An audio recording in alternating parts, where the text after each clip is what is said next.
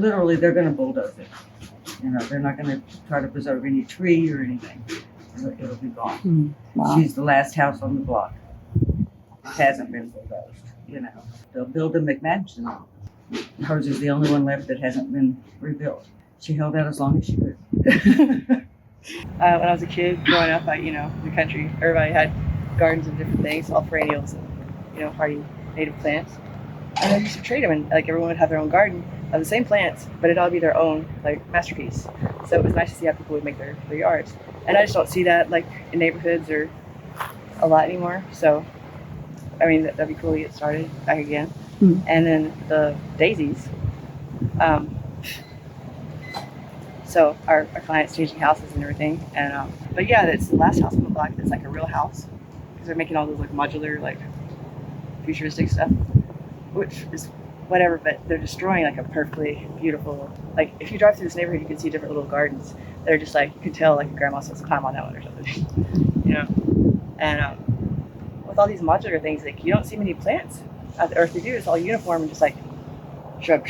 It's not like a unique masterpiece of like different flowers and everything. So I just wanted to spread the joy, spread the cheer of flowers.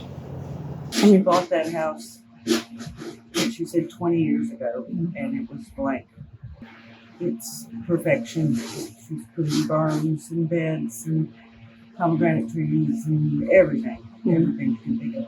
But the daisies were her prize. People come and take pictures of her daisies. It was just huge barns covered in white flowers. And then on a whim, she bought this house. And now they're going to bulldoze the land and all. So we're saving. We're transplanting. Yeah. I mean a lot to it. And it's gorgeous. She planted quite a few, not nearly that many. And she got her soil right first. And that was the trick. And they just took off and spread. So what was the process bringing them here? They pull out all the Asian jasmine here. That the bed we put him in was solid Asian jasmine. And pretty good health, but that's not what you wanted there.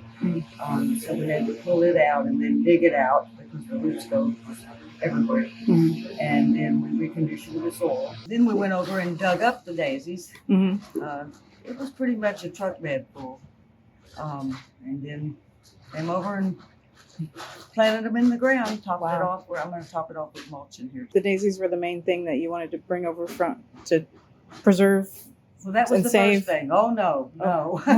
We're moving a ridiculous amount. Oh, really? That was the first thing because they woke up in the spring and started to bloom, and we wanted to get them in the ground before then, but it just wasn't ready to go. We couldn't get on the bed till this week. So that was the first one. Over the winter, we dug up her sweet almond tree, her pomegranate, and her snowball verbena. Verbena, that's not right. Viburnum. Snowball viburnum. And those are in pots. We dug them up while they were dormant.